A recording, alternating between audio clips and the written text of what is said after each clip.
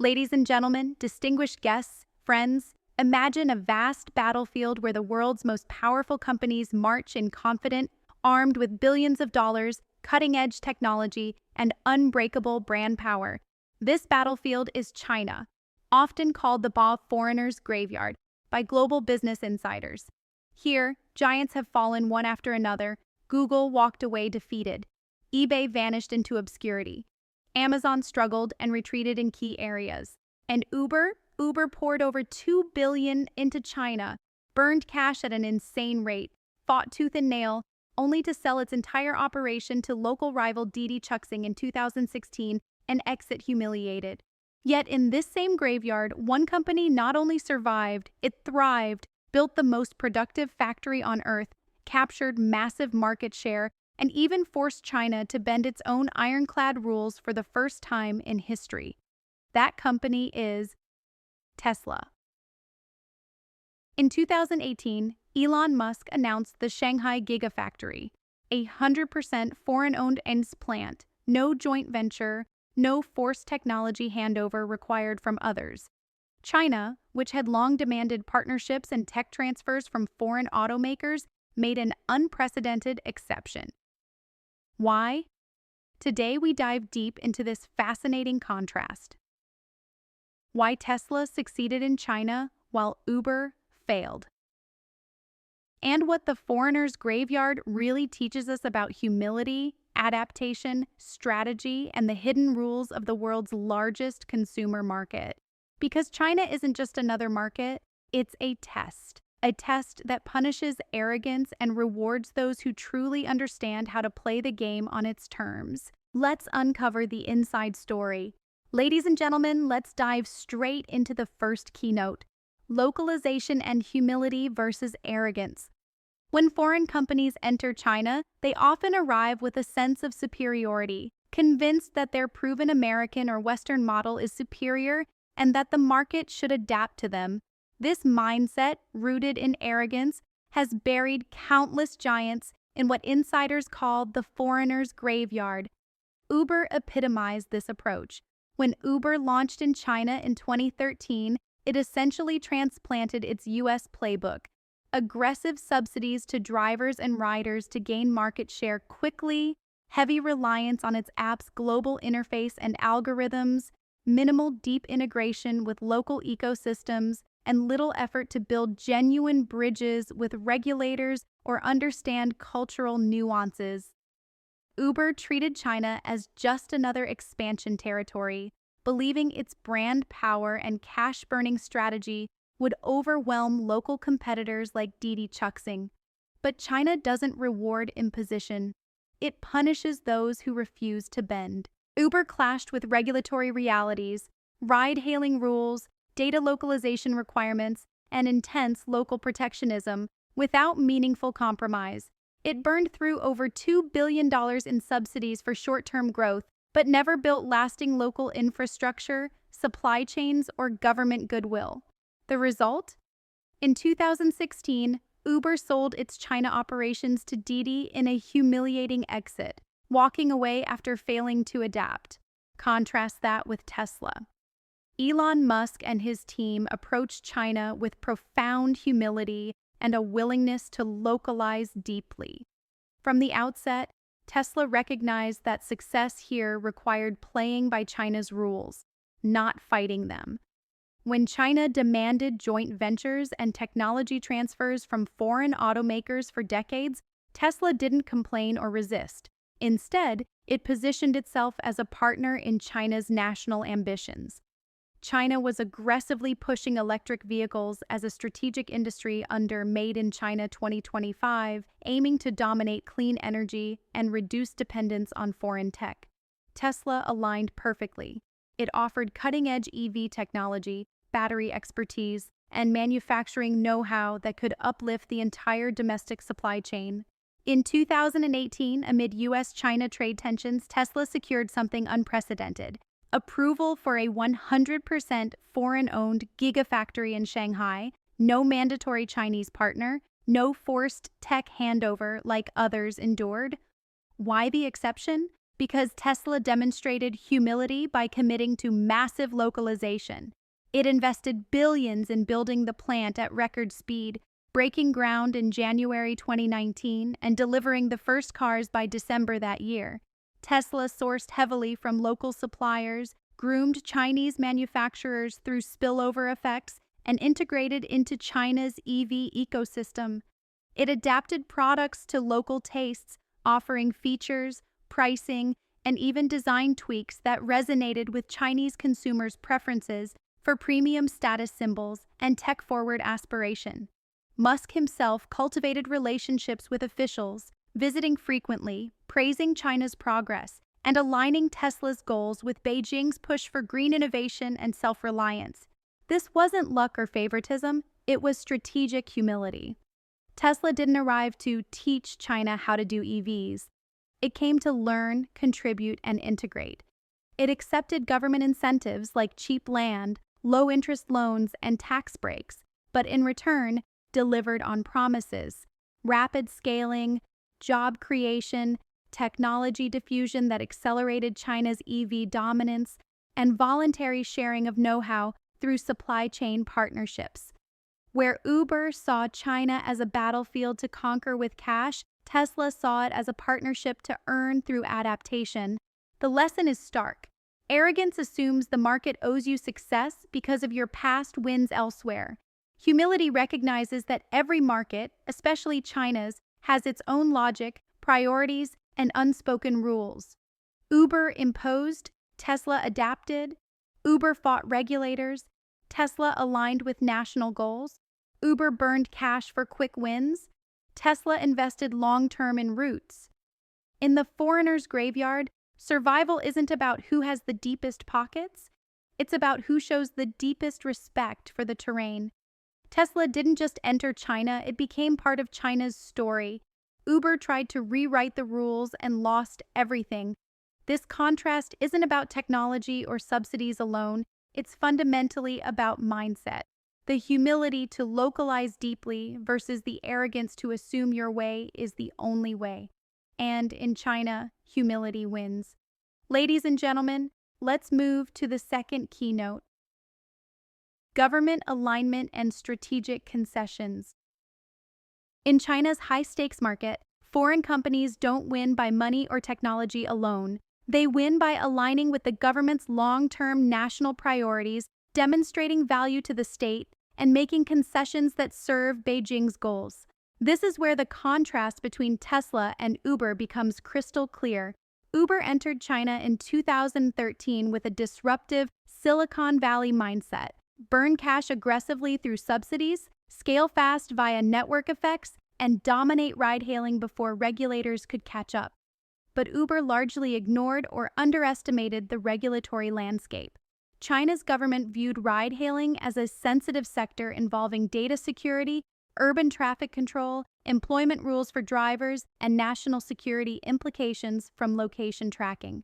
Uber operated in a legal gray area for years, clashing with emerging rules on driver qualifications, vehicle restrictions, and data localization. When China formalized regulations in 2016, requiring drivers to have 3 years' experience, banning migrant workers from driving in some cities, and cracking down on subsidies, Uber found itself at odds with local protectionism that favored homegrown players like Didi Chuxing. Didi had deep ties to regulators, integrated with state-backed payment systems like WeChat Pay and Alipay, and positioned itself as a national champion. Uber's attempts to fight back with even bigger subsidies only escalated losses. Over $2 billion poured in, without building genuine government goodwill or navigating the bureaucratic maze effectively. The result was inevitable. In 2016, Uber sold its China business to Didi in a merger that handed control to the local rival, marking one of the most expensive failures in tech history. Tesla, by contrast, mastered government alignment from the start. Elon Musk and his team recognized that China's leadership had declared electric vehicles a strategic national industry under plans like Made in China 2025. The goal: dominate EVs, batteries, and clean energy to reduce oil dependence, combat pollution, create high-tech jobs, and achieve technological self-reliance. Tesla didn't resist this agenda, it embraced it. By offering world-class EV technology, advanced battery expertise, and scalable manufacturing, Tesla positioned itself as a catalyst for China's ambitions rather than a threat. This alignment unlocked unprecedented concessions. In 2018, amid rising US-China trade tensions, Tesla secured approval for the Shanghai Gigafactory as a 100% foreign-owned entity. No mandatory joint venture, no forced technology transfer, breaking decades of policy that required foreign automakers to partner with local firms and cap ownership at 50%. Why the exception? Tesla aligned perfectly. It committed to rapid scaling that would create tens of thousands of jobs, boost local supply chains, and accelerate China's EV ecosystem. The government provided cheap land in the Lingang Free Trade Zone, low-interest loans, tax breaks, including exemptions from the 10% purchase tax on locally made Model 3s, streamlined approvals, and even expedited construction, breaking ground in January 2019 and delivering first cars by December that year. Tesla promised massive capital expenditure, billions invested, and delivered on it, turning the plant into one of the world's most productive auto factories. These weren't random favors. They were strategic concessions earned through alignment.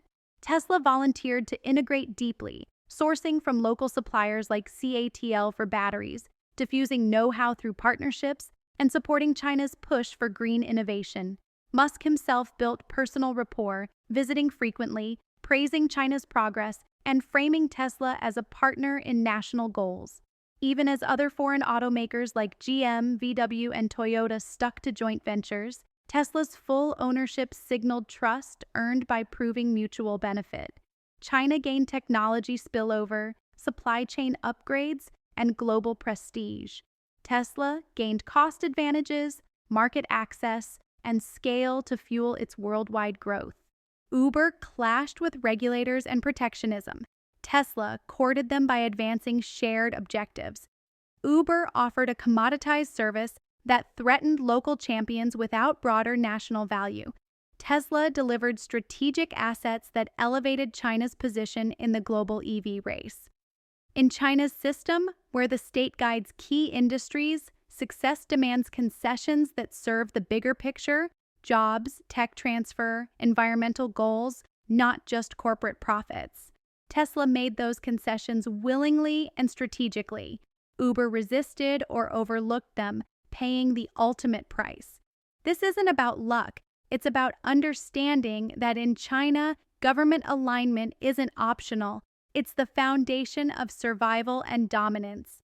Ladies and gentlemen, let's turn to the third keynote: speed, scale, and long-term commitment. In China's hyper-competitive market, where local players move at lightning speed and the government rewards decisive action, foreign companies often fail because they treat entry as a side experiment, testing the waters with limited investment, hedging bets, and pulling back at the first sign of trouble. Uber's approach in China fell squarely into this trap. When Uber launched there in 2013, it aimed for rapid market share grab through massive subsidies, but the commitment was tactical, not existential. Uber viewed China as one battle in its global war for ride-hailing dominance, not the decisive theater.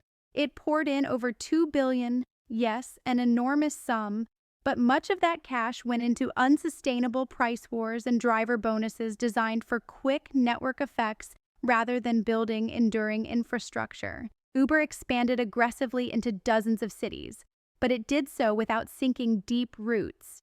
No massive local R&D centers, no heavy vertical integration into China's supply chains, no long-term bets on physical assets like vehicle fleets or charging networks.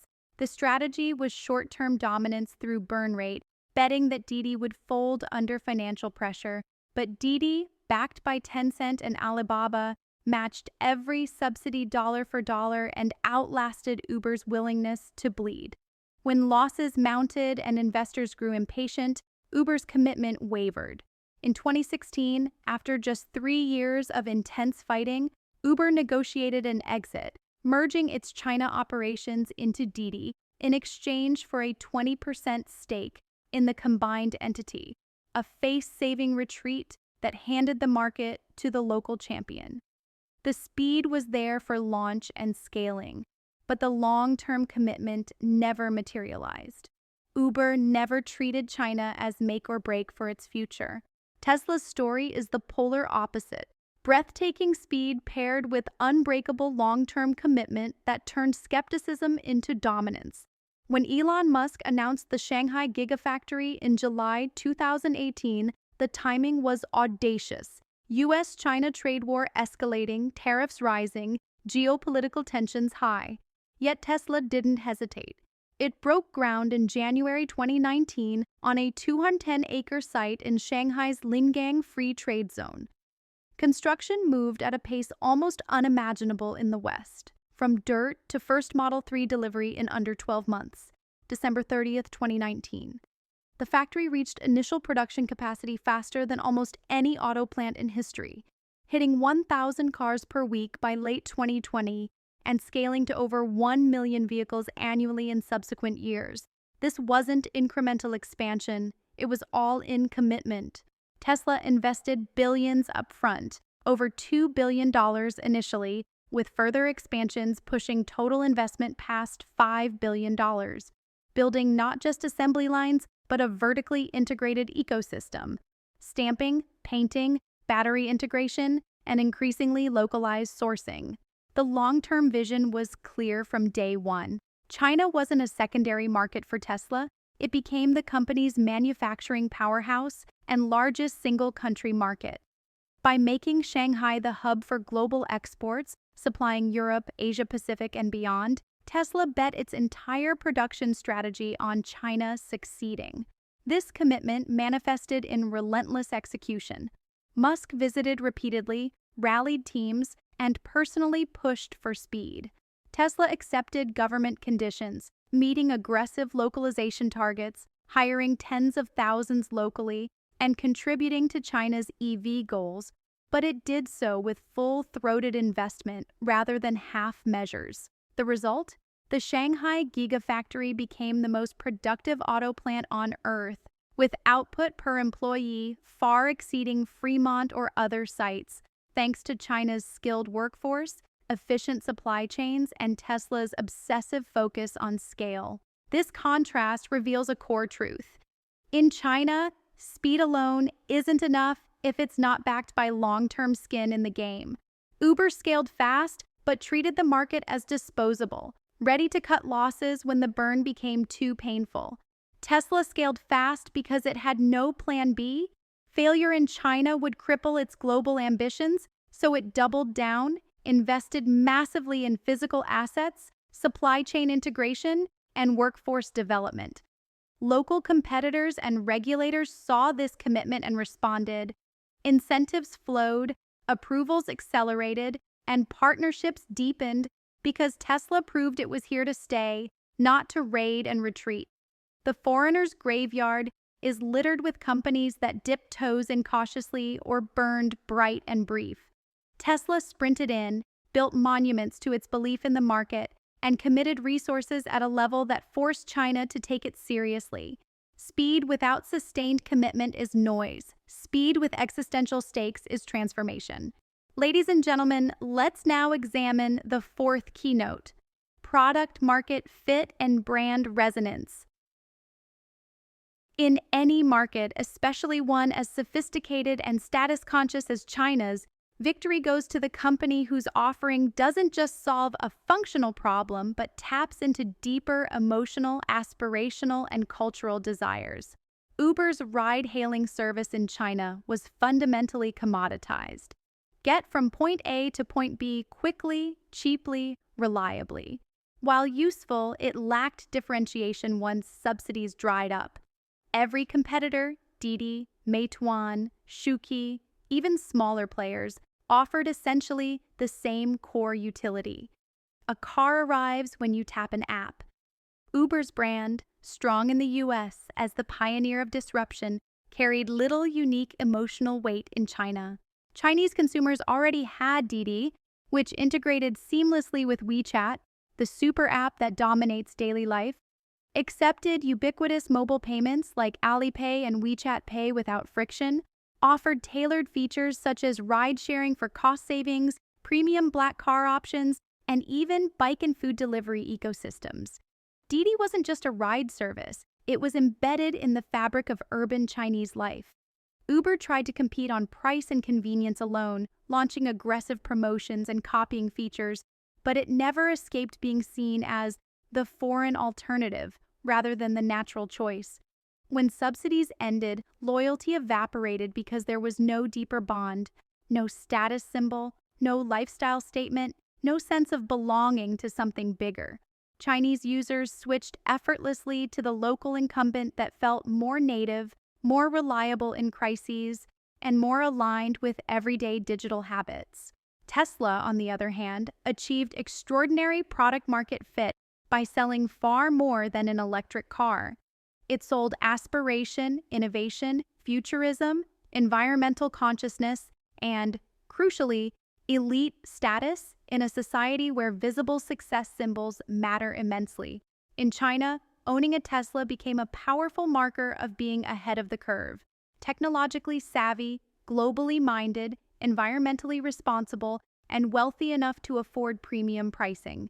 The sleek design, over-the-air updates, autopilot features, massive touchscreen interface, and the sheer novelty of a high-performance EV resonated deeply with China's rising middle and upper middle class, urban professionals, entrepreneurs, tech enthusiasts who crave symbols of modernity and distinction. Tesla didn't market itself as just another car brand. It positioned itself as the embodiment of the future, with Elon Musk's persona amplifying the aura of bold innovation. Chinese consumers responded enthusiastically. Model 3 and Model Y became must-have items among influencers, young executives, and families signaling upward mobility. This resonance translated into numbers that stunned observers. By 2023-2024, China accounted for over 30–40% of Tesla's global deliveries in peak quarters, with Shanghai-made vehicles dominating domestic sales and exports. Waiting lists stretched months despite price adjustments, and Tesla stores in malls became pilgrimage sites where people posed for photos with the cars. The brand evoked pride. Many buyers saw purchasing a Tesla as supporting China's rise in high-tech manufacturing while enjoying world-class quality.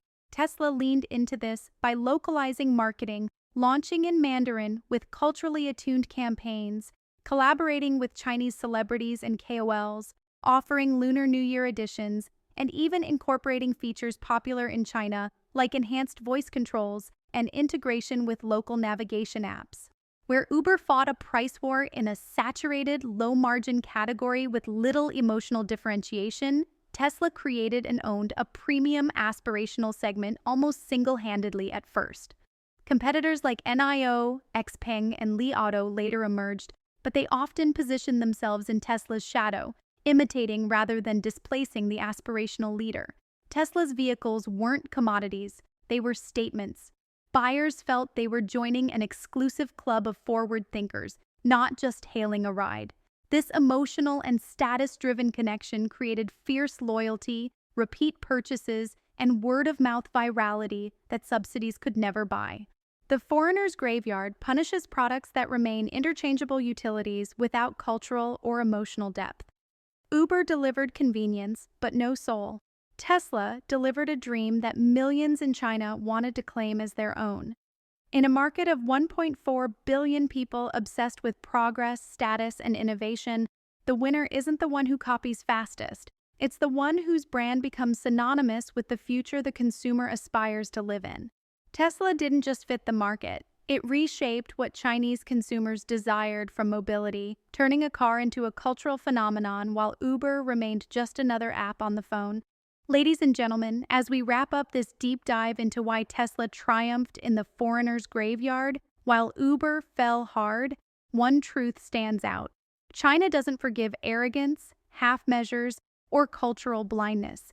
Success here demands humility, deep localization, strategic alignment with national goals, unbreakable long-term commitment, and a product that truly resonates with hearts and aspirations, not just wallets.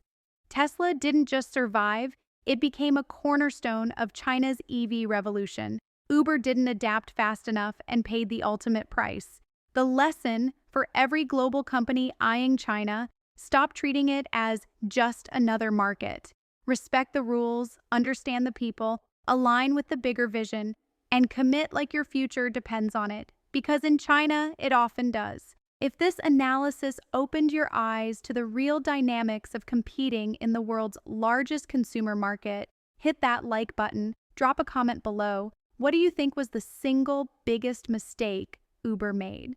And if you want more breakdowns like this on business battles, strategy lessons, and hidden truths behind global giants, subscribe now and turn on notifications so you never miss the next one. Thank you for watching. See you in the next video.